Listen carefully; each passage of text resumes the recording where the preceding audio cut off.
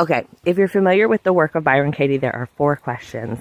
And a brilliant member of the community, when we were going through the work the other day, we were talking about, like, would you rather be number 3 or would you rather be number 4? And it was like, oh my gosh, that's such a good catchphrase, such a good mantra to bring us back in moments of stressful thinking. Okay, so how does this break down?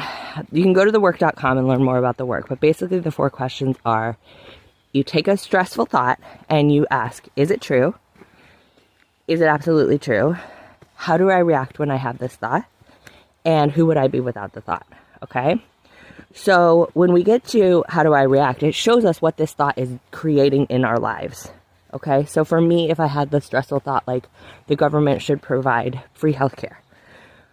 Okay, my stomach gets cramp and sick. My head gets tense, my vision gets narrowed, my breath gets shallower. I feel like I'm gonna throw up, right? It's a really clear, for me, sympathetic response. It's a very mobilized. When I'm in this place, I am gonna be more irritable. I'm not gonna take good care of myself. It reminds me of not being cared for growing up. It makes me fear for my future. It brings up the ideas of medical debt and people dying unnecessarily, and makes me angry with the people around me. It's very much a defense state. Okay, and then number 4, I think, who would I be without this thought? I'd be really appreciating and loving this early spring moment where I'm starting to see little plants come back to life. I'm listening to the beautiful stream and the birds chirping. I love the temperature. I'm enjoying my walk. Okay.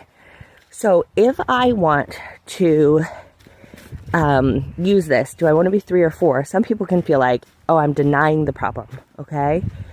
But what's actually great is that if you combine nervous system work with the work of Byron Katie, you see that getting to understand where you are in number 3 is great, because then you can be like, okay, I'm in the defense state. I'm not going to be able to create positive change in the world when I'm in the defense state, because I don't have access to my executive functioning. I'm not going to make good decisions.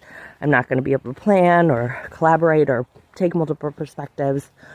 So I would like to be in number 4 and, enjoying my walk right now and taking some, doing some nervous system exercises, coming back to executive functioning, taking some time about what I really think about healthcare and what I really want for people. It may be that I want to advocate for healthcare. It may be that I want to volunteer more in the community to support people with medical issues or medical bills.